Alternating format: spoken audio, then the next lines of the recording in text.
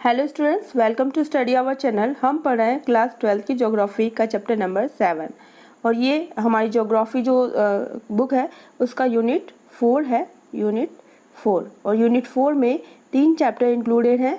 Chapter 7, ठीक है, जिसमें कि हम मेजर टाइप्स ऑफ ऑक्यूपेशन और किस तरह से उन टाइप्स का डेवलपमेंट हुआ है इसकी बात करेंगे। चैप्टर 8 में हम प्राइमरी जो ऑक्यूपेशन है उसकी बात करेंगे और चैप्टर 9 में हम बात करेंगे सेकेंडरी ऑक्यूपेशन की। इस तरह से चैप्टर 7, चैप्टर 8 एंड चैप्टर 9 को इंक्लूड करके हमारी जो यूनिट 4 है वो कंप्लीट होती है according to your syllabus. Clear? इस चैप्टर में हमें जिन टॉपिक्स को कवर करना है तो सबसे पहले हम समझने की कोशिश करेंगे कि what is the meaning of economic activities. उसके बाद से देखेंगे कि ऑक्यूपेशन क्या होता है और फिर देखेंगे कि जिस तरह से नेचर चेंज हुआ है, जिस तरह से जो नेचर है यानी time according to the time period जो ऑक्यूपेशन है, ह्यूमन ऑक्यूपेशन का डेवलपमेंट किस तरह से हुआ है। तो इस डेवलपमेंट को हमने 4 जो टाइम पीरियड है उसके भी यहाँ पे क्लासीफाई किया है, जिसकी हम इस वीडियो में इस टॉपिक में बात करेंगे। उसके बाद से हम बात करेंगे क्लासिफिकेशन ऑफ ऑक्यूपेशन, यानी जो ऑक्यूपेशन है उसको उसके नेचर के बिहाफ पे 5 टाइप्स में कैटेगराइज किया गया है। ठीक है, तो इसकी बात हम करेंगे। क्लियर? तो सबसे पहले हम समझते हैं कि what is the meaning of economic activities. ठीक है, इकोनॉमिक एक्टिविटीज़ का मतलब है कि आर्थिक क्रियाएं। आर्थिक मतलब होता है अर्थ, अर्थ मतलब धन, यानी जो भी ह्यूमन बीइंग है अपनी पूरी लाइफ में जो कुछ एक्टिविटीज़ ऐसी करता है जिससे उसे क्या होती है, अर्निंग होती है या फिर इकोनॉमिक गेन होती है, यानी जो भी है उसे अर्निंग यानी रुपया पैसा जो है वो गेन होता है। तो उन सारी एक्टिविटीज़ को कौन सी एक्टिविटीज़ कहते हैं? Economic activities. जैसा कि ये आप इससे पहले वाले जो क्लासेज हैं उसमें भी पढ़ चुके हैं, 9th 10th क्लास में भी है कि ह्यूमन बीइंग अपनी लाइफ में 2 तरह की एक्टिविटीज़ करता है, एक नॉन इकोनॉमिक एक्टिविटीज़ और दूसरी इकोनॉमिक एक्टिविटीज़। ठीक है, तो जिन एक्टिविटीज़ से ह्यूमन बीइंग को अर्निंग होती है तो उन सारी एक्टिविटीज़ को इकोनॉमिक एक्टिविटीज़ में इंक्लूड किया गया है। सपोज करो एक पर्सन है, पूरे दिन खेलता है और उसके खेल के बदले में उसे कोई भी जो अर्निंग है, कोई भी उसे इकोनॉमी है गेन नहीं होती है, तो वो उसकी कौन सी एक्टिविटीज़ है? वो है नॉन इकोनॉमिक एक्टिविटीज़। और यदि वही जो गेम है वो नेशनल लेवल पे या इंटरनेशनल लेवल पे सपोज करो क्रिकेट खेलता है, ठीक है, तो उसके बदले में उसे क्या हो रही है? अर्निंग हो रही है, पैसा मिल रहा है, तो ये उसकी कौन सी एक्टिविटीज़ कहलाएगी? अर्निंग एक्टिविटीज़ या इकोनॉमिक एक्टिविटीज़। क्यों? क्योंकि इस एक्टिविटीज़ से उसे क्या हो रही है? अर्निंग हो रही है। तो इस तरह से हम जो भी काम करते हैं जिससे हमें अर्निंग हो तो उन सारी एक्टिविटीज़ को हम कौन सी एक्टिविटीज़ कहेंगे? Economic activities. क्लियर? अभी जो इकोनॉमिक एक्टिविटीज़ है किसी भी एरिया के किसी भी रीजन पे किस तरह की होंगी, यानी वहाँ के लोग हैं वो कौन कौन सी इकोनॉमिक एक्टिविटीज़ में इन्वॉल्व होंगे, इसका जो इन्फ्लुएंस है वहाँ के फिजिकल और कल्चरल एनवायरनमेंट का जो इन्फ्लुएंस है इस चीज़ पे पड़ता है। सपोज करो यदि कोई भी कल्चरल एनवायरनमेंट या फिजिकल जो एनवायरनमेंट है वो कैसा है, इस पे डिपेंड करता है कि वहाँ के लोग हैं वो कौन कौन सी इकोनॉमिक एक्टिविटीज़ में इन्वॉल्व होंगे। सपोज करो यदि प्लेन्स की बात करें, ठीक है, तो प्लेन्स में क्या होता है? प्लेन्स में इजीली जो लैंड होता है वो इवन होता है। इसके अलावा अवेलेबिलिटी ऑफ वाटर होती है, रिवर्स फ्लो करती हैं, जिसके कारण से वहाँ के लोगों की जो मेन इकोनॉमिक एक्टिविटीज़ होती है वो क्या होती है? एग्रीकल्चर होती है। इसी तरह से यदि माउंटेनियस रीजन्स की बात करें तो वहाँ के लोगों का जो मेन ऑक्यूपेशन है वो क्या होता है? कैटल रियरिंग होता है या फिर फॉरेस्ट या जो भी वहाँ के जंगल होते हैं वहाँ से वुडन से रिलेटेड या टिम्बर से रिलेटेड जो भी इकोनॉमिक एक्टिविटीज़ होती है उस पर इन्वॉल्व होते हैं। तो जैसा कि हमने देखा कि किसी भी जगह की जो इकोनॉमिक एक्टिविटीज़ है वो वहाँ के फिजिकल और कल्चरल एनवायरनमेंट से इन्फ्लुएंस्ड होती है, यानी कहीं ना कहीं किसी भी एरिया का फिजिकल और कल्चरल एनवायरनमेंट वहाँ के लोगों की इकोनॉमिक एक्टिविटीज़ को इन्फ्लुएंस करता है, मतलब उसको इफ़ेक्ट करता है, उसका उस पर प्रभाव पड़ता है। तो इस तरह से पूरे वर्ल्ड लेवल की बात करें तो वर्ल्ड लेवल में जो फिजिकल और कल्चरल एनवायरनमेंट क्या है? डिफरेंट है। तो डिफरेंट होने के कारण पूरे वर्ल्ड में जो इकोनॉमिक एक्टिविटीज़ हैं वो भी क्या है? डिफरेंट है, यानी पूरे वर्ल्ड के लोग हैं वो same kind of economic activities में इन्वॉल्व नहीं है। There are a variety of economic activities in the world. ठीक है, तो स्टूडेंट्स अब हम डिस्कस करते हैं कि what is the meaning of occupation. ठीक है, ऑक्यूपेशन का मतलब क्या है कि कोई भी प्रोफेशन। ठीक है, तो जब भी कोई पर्सन है वो किस तरह की इकोनॉमिक एक्टिविटीज़ करता है जिससे उसकी जो लाइवलीहुड है यानी उसकी जो डेली लाइफ की जो नीड्स है वो फुलफिल हो रही है, अर्निंग हो रही है, तो उस इकोनॉमिक एक्टिविटीज़ को क्या कहेंगे? ऑक्यूपेशन यानी व्यवसाय। ठीक है, और इस इकोनॉमिक एक्टिविटीज़ को नेचर के बिहाफ पे ऑक्यूपेशन को 5 टाइप्स में कैटेगराइज किया गया है। तो पहला है प्राइमरी एक्टिविटीज़, ठीक है, दूसरा है सेकेंडरी ऑक्यूपेशन, थर्ड है टर्शरी ऑक्यूपेशन, फोर्थ है quaternary occupation and fifth is pentenary occupation. ठीक है, इन सारे ऑक्यूपेशन को डिटेल में हम इस चैप्टर के वीडियो के नेक्स्ट पार्ट में डिस्कस करेंगे। क्लियर। हमारा नेक्स्ट टॉपिक है development and changing nature of human occupation, यानी जो ह्यूमन ऑक्यूपेशन है, मानव जो व्यवसाय है, जो इकोनॉमिक एक्टिविटीज़ है, वो नेचर के साथ कैसे चेंज हुई और किस तरह से उनका डेवलपमेंट हुआ है, इसकी हम बात करते हैं। क्लियर। तो सबसे पहले हम देखते हैं कि जब हम अर्ली मैन की या प्रिमिटिव एज की बात करें तो ह्यूमन बीइंग कहाँ रहता था? फॉरेस्ट में, यानी जंगलों में रहता था। और जंगलों में वो कैसा जो लाइफ है वो स्पेंड करता था? वॉन्डर, यानी घुमंतु, यानी एक जगह से दूसरी जगह सिर्फ वो इन सर्च ऑफ फूड क्या करता था?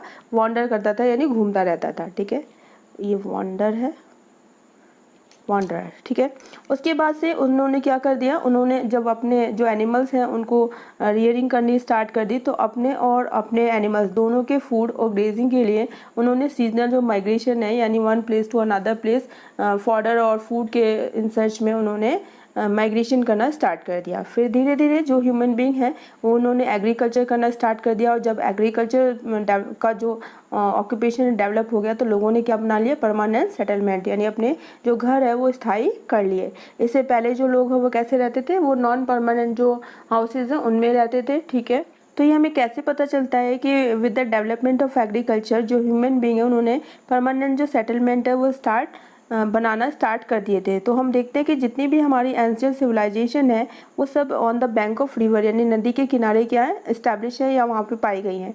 तो इससे ये पता चलता है कि on the bank of river है या फिर ऑन द प्लेन्स के आसपास है, तो वहाँ के जो लोग हैं वो ईजिली क्या कर पाते थे? एग्रीकल्चर कर पाते थे। तो इस तरह से हम कह सकते हैं कि एग्रीकल्चर के डेवलपमेंट के साथ ही ह्यूमन बीइंग ने परमानेंट जो सेटलमेंट है वो स्टार्ट कर दिए। धीरे धीरे न्यू डिस्कवरीज हुई, इन्वेंशन हुए। ठीक है, टेक्निक्स है वो डेवलप हुई। ठीक है, इसके कारण से जो इकोनॉमिक प्रोग्रेस है वो भी धीरे धीरे क्या होती है? वो डेवलप होती है, उसका भी प्रोग्रेस हुआ था। तो इस तरह से हम देखते हैं कि एक सीक्वेंस ऑर्डर में जो ह्यूमन ऑक्यूपेशन है उसका डेवलपमेंट होता है। यानी स्टार्टिंग में जो ह्यूमन बीइंग है एज ए वॉन्डरर, यानी घुमंतु जीवन जीता है, फिर धीरे धीरे एनिमल्स को रियर करता है, फिर धीरे धीरे वो जब एग्रीकल्चर डेवलप होता है तो परमानेंट सेटल डेवलप होते हैं। परमानेंट सेटलमेंट जब डेवलप हो जाते हैं तो ह्यूमन बीइंग न्यू डिस्कवरीज करता है, इन्वेंशन करता है, टेक्निक्स नई डेवलप हो जाती हैं, जिसके कारण से जो इसकी इकोनॉमिक प्रोग्रेस है वो डे बाय डे बढ़ती जाती है। ठीक है, तो इस तरह से एक सीक्वेंस में उसके ह्यूमन ऑक्यूपेशन का किस तरह से डेवलपमेंट हुआ है उसकी हम बात करते हैं। तो ह्यूमन बीइंग का जो ऑक्यूपेशन है उसके डेवलपमेंट और उसके चेंजेस को हम 4 जो पीरियड्स हैं उसमें डिवाइड कर सकते हैं। तो प्री हिस्टोरिक एज या प्री हिस्टोरिक पीरियड में डिवाइड करेंगे, नेक्स्ट है एंशियंट पीरियड, फिर नेक्स्ट है medieval age and next is modern age. ठीक है, ये सीक्वेंस थोड़ा गलत है तो इसको सही कर लें आप सभी। ठीक है, अब बात करते हैं कि प्री हिस्टोरिक एज में क्या था। प्री हिस्टोरिक एज मतलब जो भी हमारे जो स्टोन एज है उसको कहते हैं प्री हिस्टोरिक एज। तो इसमें जो ह्यूमन बीइंग है वो क्या करते थे? वो जानवरों का शिकार करते थे, यानी जो इतने भी वाइल्ड एनिमल्स थे उनकी हंटिंग यानी शिकार करते थे। एंड गैदर रूट्स ट्यूबर्स, जो रूट ट्यूबर्स का मतलब होता है जो कंदमूल होते हैं, जैसे गाजर है, मूली है, जो भी ज़मीन के अंदर जो भी हमारी जो फूड आइटम्स है उनको वो गैदर करते थे। एंड फूड फ्रॉम फॉरेस्ट, और जंगलों में जो भी उन्हें खाने को मिलता था उन सबको इकट्ठा करके रखते थे। ठीक है, प्री हिस्टोरिक पीरियड में बात करें तो झूमिंग एग्रीकल्चर है वो स्टार्ट हो गई थी। और झूमिंग एग्रीकल्चर क्या है कि जो भी हमारे अर्ली मैन थे उन्होंने फॉरेस्ट यानी जंगल में जो ट्रीज़ हैं उनको क्या कर देते हैं? कट डाउन कर देते हैं। कट डाउन करने के बाद उन्हें सूखने पे जला दिया जाता है। जलाने के बाद जो एशेज़ होती हैं ट्रीज़ की, उससे जो सॉइल है वो बहुत ज़्यादा फर्टाइल हो जाती है। फिर वहाँ पे 2 से लेकर 3 साल तक वहाँ पे क्या की जाती है? फार्मिंग की जाती है। और जैसे जैसे सॉइल की फर्टिलिटी कम होती है तो लोग हैं वो उस प्लेस को छोड़कर फिर नए नेक्स्ट प्लेस की इंसर्च करते हैं, यानी खोज करते हैं, और वहाँ पे जाके फिर से सेम काइंड ऑफ फार्मिंग की जाती है। ठीक है, तो प्री हिस्टोरिक एज में जो झूमिंग एग्रीकल्चर है वो स्टार्ट हो गई थी। इसके अलावा धीरे धीरे जैसे ही टाइम पीरियड आगे बढ़ता है तो ह्यूमन बीइंग ने सबसे पहले व्हील यानी पहिए का क्या किया? आविष्कार किया। और पहिए के साथ उसके बाद से जो अर्थन पोट है यानी जो मिट्टी के बर्तन है वो बनाने का जो इन्वेंट है यानी जो आविष्कार है वो भी कर लिया था in the pre historic period. Clear. अब हम बात करते हैं कि एंशिएंट पीरियड में जो ह्यूमन सेटलमेंट्स हैं वो स्टेबल हो गए थे, ठीक है। स्टेबल और परमानेंसी यानी परमानेंट सेटलमेंट में बस्तियाँ बन गई थी, ठीक है। और क्यों बन गए थे? क्योंकि उन्होंने एग्रीकल्चर और कैटल रियरिंग स्टार्ट कर दी थी, जिसके कारण से उन्हें अपने परमानेंट सेटलमेंट को इस्टेब्लिश करने पड़े थे।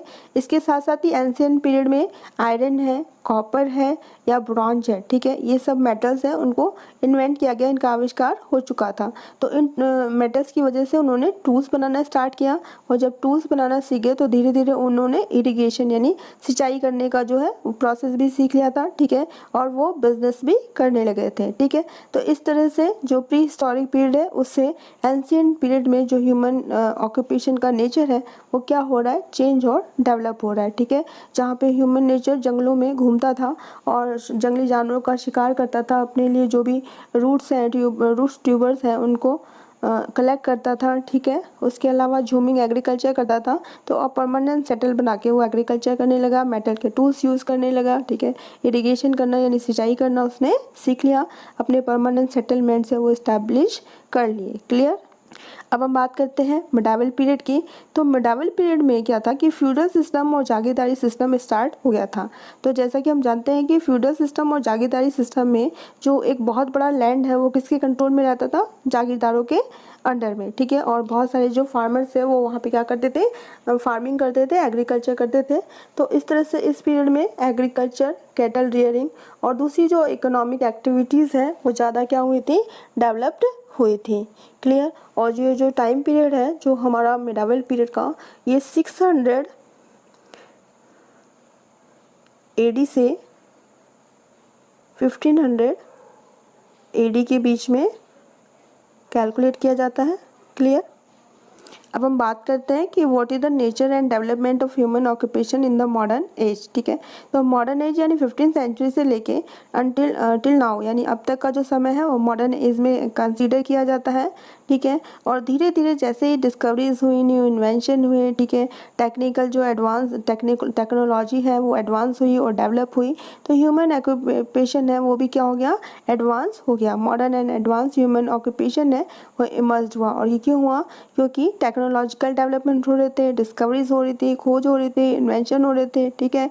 तो इन सारे टेक्नोलॉजिकल डेवलपमेंट के कारण कौन सा इंडस्ट्रियल रिवोल्यूशन हुआ, यानी अब जो भी चीज़ें इससे पहले ह्यूमन मेड होती थी वो कैसे हो गई? मशीन मेड, यानी ज़्यादा से ज़्यादा चीज़ें हैं वो मशीन से बनाई जाने लगी, ठीक है। इस तरह से सारी जो इकोनॉमिक एक्टिविटीज़ हैं वो किससे परफॉर्म होने लगी? Through the machine. क्लियर? इसके अलावा जो वेरियस एनर्जी सोर्सेज हैं वो भी ऑब्टेन किए जाने लगे, ठीक है। सोलर एनर्जी है, इलेक्ट्रिक एनर्जी है या फिर पावर एनर्जी है, ठीक है। तो इन सारे एनर्जी के बिहार पे लार्ज स्केल पे इन इंडस्ट्री में क्या किया जाने लगा? मैन्युफैक्चरिंग यानी जो प्रोडक्शन है वो किया जाने लग गया। इस तरह से मॉडर्न एज में जो ह्यूमन ऑक्यूपेशन का नेचर है वो काफ़ी ज़्यादा क्या हो गया? Advance and develop. तो इस तरह से हमने देखा कि किस तरह से जो ह्यूमन एक्टिविटीज़ है वो डेवलप्ड हुई हैं। कि स्टार्टिंग में हम बात करें तो अर्ली मैन क्या करता था? जंगली जानवरों का शिकार करता था, जंगलों से अपने लिए जो फूड है उसको क्या करता था? गैदर करता था, इकट्ठा करता था। एज ए वॉन्डरर यानी वो घुमंतु जीवन जीता था, यानी परमानेंट सेटलमेंट नहीं थे, उसके पास रहने के लिए जो घर है वो परमानेंट नहीं था। धीरे धीरे इन्होंने क्या किया? अपने आप एनिमल्स रियरिंग है वो स्टार्ट कर दी। और जब इन्होंने एनिमल्स रियरिंग स्टार्ट कर दी यानी पशुओं को पालना स्टार्ट कर दिया, तो इन्होंने ग्रुप में रहना क्या कर दिया? स्टार्ट कर दिया, ठीक है। धीरे धीरे जब इन्होंने एनिमल जो रियरिंग है यानी पशुपालन स्टार्ट कर दिया तो इन्होंने ग्रुप में रहना स्टार्ट कर दिया। जब ये ग्रुप में रहने लगे तो ये अपने जो एनिमल्स हैं उनके फॉडर के लिए, उनके चारे के लिए जो सीजनल माइग्रेशन है वो उन्होंने स्टार्ट कर दिया, ठीक है। फिर सीजनल जब माइग्रेशन होता था तो उनकी जो नीड्स हैं वो एनिमल प्रोडक्ट्स है, लाइक यदि मीट कहें, मिल्क कहें या उसकी जो स्किन कहें, ठीक है, उसके हेयर कहें, इससे अपनी जो बेसिक जो नीड्स है उसको फुलफिल करने लग गए। क्लियर? जिसको कि प्री हिस्टोरिक एज भी कहा जाता है। उसके बाद से जब लोग एग्रीकल्चर करने के लिए इंस्पायर हो गए यानी खेती करने लगे तो उनके परमानेंट जो रेजिडेंस है, जो सेटलमेंट्स है वो बन गए।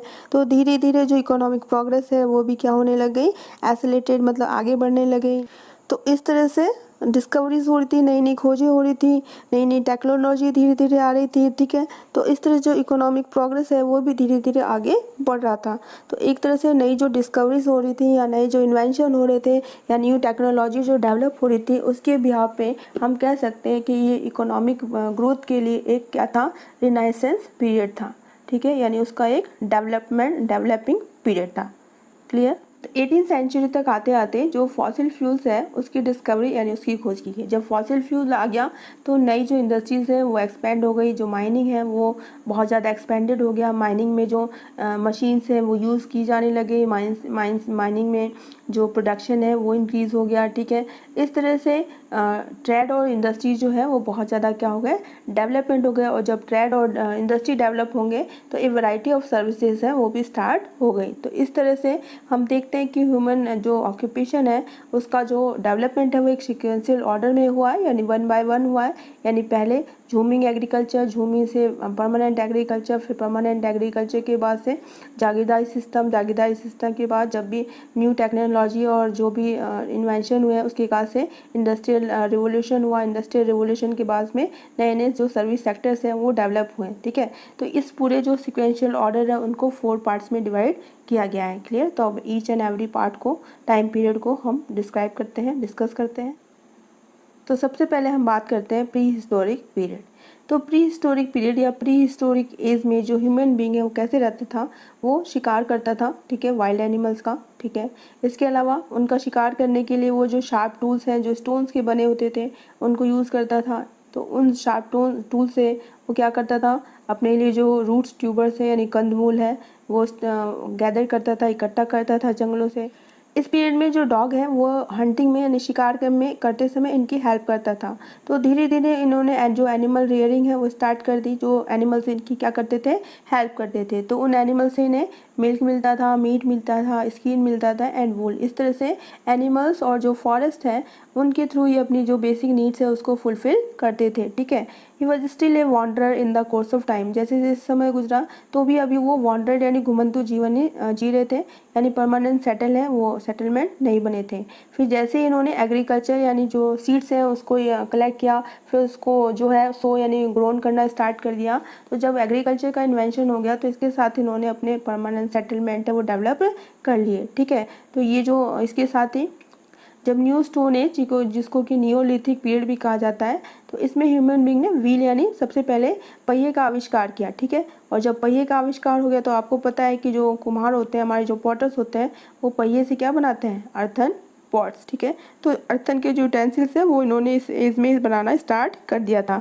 तो इस तरह से हम देखते हैं कि प्री हिस्टोरिक एज में जो ह्यूमन बीइंग है उसका मेन ऑक्यूपेशन क्या है, hunting and gathering the food from the forest, ठीक है। इसके बाद से animal rearing and with the passage of time उन्होंने जब एग्रीकल्चर यानी झूमिंग एग्रीकल्चर स्टार्ट कर दिया तो इसके साथ साथ ही परमानेंट सेटलमेंट बन गया। फिर जब न्यू लिथिक पीरियड आया या न्यू स्टोन एज आया तो व्हील का इन्वेंशन हुआ यानी पहिए का आविष्कार हुआ। और पहिए के आविष्कार के साथ ही जो अर्थन पोट्स है या अर्थन जो यूटेंसिल्स है यानी मिट्टी के बर्तन बनाना भी इस एज में स्टार्ट हो गया था। क्लियर। सेकंड, ह्यूमन ऑक्यूपेशन के डेवलपमेंट की बात करते हैं एंशिएंट एज में, कि एंशिएंट एज में जो ह्यूमन ऑक्यूपेशन का नेचर है या डेवलपमेंट है वो किस तरह से हुआ था। तो सेकंड जो एंशिएंट एज में ह्यूमन बीइंग ने जैसा कि जब एग्रीकल्चर करना स्टार्ट कर दिया तो उनके लाइफ में क्या आ गई, स्टेबिलिटी एंड परमानेंसी, यानी वो एक जगह जो घर है सेटलमेंट बना के रहने लगे और सेम काइंड ऑफ जो इकोनॉमिक एक्टिविटीज़ हैं वो करने लगे ताकि जो उनकी ह्यूमन लाइफ है वो भी क्या हुई, प्रोग्रेस यानी आगे बढ़ी। इसके साथ साथ ही फूड जो है वो उसका अवेलेबिलिटी यानी जो खाना है वो आसानी से लोगों को मिलने लगा क्योंकि एग्रीकल्चर करने लगे थे। और इस टाइम में इन्होंने जब आयरन, कॉपर और ब्रॉन्ज, ठीक है, इसको क्या कर लिया, इसका जब डिस्कवरीज हो गई यानी इसका इन्वेंशन हो गया तो इन्होंने इस मेटल से वेपन्स बनाना स्टार्ट कर दिया, ठीक है। वेपन्स और दूसरी जो यूजफुल थिंग्स है, टूल्स हैं, वो बनाना स्टार्ट कर दिया। क्लियर। इसके साथ ही इरिगेशन इज क्रॉप्स यानी अपने खेतों में सिंचाई करना ये सीख गए थे। अपने खेतों को ये ब्लॉक्स और हॉरो यानी बैल और हल से जो इनकी जुताई करते हैं खेतों में वो करना सीख गए थे ड्यूरिंग दिस पीरियड, ठीक है। इसके बाद से हम बात करें तो यदि हम बात करते हैं कि एंशियंट टाइम की जो सिविलाइजेशन है लाइक मोहनजोदाड़ो और हड़प्पा, वो इस पीरियड में क्या हुई थी, डेवलप हुई थी in the Indus river valley, ठीक है, जिसका कि टाइम पीरियड 2500 BC कहा जाता है। इसके अलावा यदि इजिप्ट के पिरामिड्स की बात करें तो वो भी इसी पीरियड में डेवलप हुए थे, और ये वो इंडिकेट करते हैं कि इस पीरियड में जो टेक्निकल डेवलपमेंट है वो कितना ज़्यादा हो चुका था, ठीक है। इसके अलावा जो कॉटन इंडस्ट्रीज़ हैं जो एग्रीकल्चर पे बेस्ड थी वो डेवलप हो चुकी थी। इस तरह से ये जो एंशिएंट एज है उसमें जो इकोनॉमिक या ह्यूमन ऑक्यूपेशन है वो रैपिडली क्या हो रहा था, डेवलप्ड हो रहा था। क्लियर, यानी एंशिएंट एज में सबसे पहले स्टेबिलिटी आई थी, परमानेंसी आई थी, ह्यूमन बीइंग जो है वो परमानेंट सेटलमेंट बना के रह रहा था। इसके अलावा जो फूड अवेलेबिलिटी है यानी खाना आसानी से लोग को मिलने लग गया था। जो अपना खाली समय था उसमें लोग क्या करते थे, कॉपर, आयरन और ब्रॉन्ज के इन्वेंशन के कारण मेटल्स के टूल्स बनाते थे, वेपन्स बनाते थे, दूसरी चीज़ें बनाते थे। तो जब चीज़ें बनाएंगे तो उनके थ्रू वो बिजनेस करना यानी उस चीज़ों को एक्सचेंज करना भी सीख गए थे। इसके अलावा अपने क्रॉप्स यानी अपनी खेती की इरिगेशन सिंचाई करना सीख गए थे। अपने खेतों में वो ब्लॉक्स और हौरों यानी बैल और हल से क्या करते थे, खेती करते थे, ठीक है। तो ये हमारे एंशिएंट डेज में, इसके साथ साथ एग्रीकल्चर के साथ साथ जो कॉटन इंडस्ट्रीज़ हैं जो कि एग्रीकल्चर पे बेस्ड है वो डेवलप हो गई थी, और इस तरह से एंशिएंट डेज में जो ह्यूमन ऑक्यूपेशन है वो डेवलप हुआ। अब हम बात करते हैं मिडावल एज की या मिडावल पीरियड की, कि मिडावल पीरियड में जो ह्यूमन ऑक्यूपेशन है वो किस तरह से डेवलप हुआ। तो सबसे पहले जो मिडावल जो टाइम पीरियड है वो 600 से लेके 1500 CE के बीच में माना जाता है, ठीक है। और ये जो टाइम पीरियड है इसमें फ्यूडल और जो जागीरदारी सिस्टम है वो प्रिविलेंट था, ठीक है। इसके अलावा जो परमानेंट सेटल थे धीरे धीरे लार्ज सिटी में क्या हो गए, डेवलप हो गए, और एजुकेशन, ट्रेड और कल्चर ये भी यहाँ पे क्या होने लग गया, डेवलप हो गया। यानी जब सिटीज़ डेवलप हो गई तो सिटी में एजुकेशन, ठीक है, ट्रेड और कल्चर ये भी क्या होने लग गया, डेवलप होने लग गया। और ट्रेड किस तरह से होता था कि ट्रेड में जो भी कमोडिटीज़ हैं, जो भी थिंग्स है, जो भी चीज़ें बनाई जाती थी वो आपस में एक्सचेंज की जाती थी, यानी बार्टर सिस्टम है वो प्रिविलेंट था मिडावल एज में। यानी एक वस्तु के बदले में दूसरी वस्तु है वो एक्सचेंज की जाती थी। क्लियर। इसके अलावा जो एग्रीकल्चर प्रोडक्ट है वो अर्बन एरिया से यानी गाँव से विलेजेस में सप्लाइड किए जाते थे, और जो शहरों में जो भी चीज़ें मैन्युफैक्चर की जाती थी उन्हें गाँव में भेजा जाता था। तो इस तरह से जो बिज़नेस है, जो ट्रेड है वो from villages to from city क्या होता, डेवलप हो गया था। क्लियर। इस पीरियड में यदि बात करें तो इंडिया पूरे वर्ल्ड को लीड कर रहा था ट्रेड, एग्रीकल्चर और कॉटन इंडस्ट्री में। और उस टाइम पीरियड में जो इंडिया है उसको कॉमर्स और ट्रेड में गोल्डन बर्ड यानी सोने की चिड़िया के नाम से जाना जाता था इन द मिडावल एज। क्लियर। अब हम बात करते हैं कि development of human occupation in the modern age, कि मॉडर्न एज में जो ह्यूमन ऑक्यूपेशन है उसका डेवलपमेंट कैसे हुआ। तो 15th सेंचुरी से लेके अब तक का जो टाइम पीरियड है वो मॉडर्न एज में कंसीडर किया जाता है। क्लियर। और इस मॉडर्न एज में जो ह्यूमन ऑक्यूपेशन है वो अपने जेनिथ यानी सबसे हाईएस्ट जो कहते हैं डेवलपमेंट की स्टेज पे पहुंच चुका है। क्यों पहुंच चुका है, क्योंकि ह्यूमन बीइंग ने बहुत सारी एडवांस जो टेक्नोलॉजीज़ हैं, डिस्कवरीज़ हैं, इन्वेंशन है, उनको डेवलप कर लिया है, जिसके कारण से जो ह्यूमन ऑक्यूपेशन है वो भी क्या हो गया है, मॉडर्न एंड एडवांस हो गया है। क्लियर। इस एज में क्या हुआ है कि सेकेंडरी यानी सबसे पहले, इससे पहले की बात करें तो लोग हैं वो प्राइमरी एक्टिविटीज़ पे सबसे ज़्यादा डिपेंडेंट रहते थे, like the agriculture and cattle rearing. लेकिन मॉडर्न एज में यानी आधुनिक युग में जो मोस्ट ऑफ द लोग हैं उनका ऑक्यूपेशन सेकेंडरी मतलब जो भी हमारी मैन्युफैक्चर से रिलेटेड या इंडस्ट्री से रिलेटेड जो हमारी ऑक्यूपेशन है, या टर्शरी की बात करें यानी सर्विस सेक्टर है, क्वार्टरनरी यानी एडवांस सर्विस सेक्टर है, और पेंटेनरी यानी जो भी क्रिएटिव हमारे ऑक्यूपेशन है या एंटरप्रेन्योरशिप जिसे कह सकते हैं। तो इन सारे ऑक्यूपेशन क्या हुए, ये न्यू काइंड्स ऑफ ऑक्यूपेशन है या टाइप्स ऑफ सर्विसेज है वो इमर्ज हुई हैं, डेवलप हुई हैं। ठीक है। इस तरह से हमारी जो प्राइमरी ऑक्यूपेशन है उसमें भी एडवांस टेक्नोलॉजी का यूज़ किया जा रहा है। यानी पहले जो खेती है वो ब्लॉक्स और कार्ट के थ्रू की जाती थी, और यानी हल के थ्रू की जाती थी। अब उसमें न्यू एडवांस जो टेक्नोलॉजी है, न्यू मशीन्स है, ट्रैक्टर्स हैं, ठीक है, वो थ्रेशर्स हैं, यूज़ किए जा रहे हैं। क्लियर।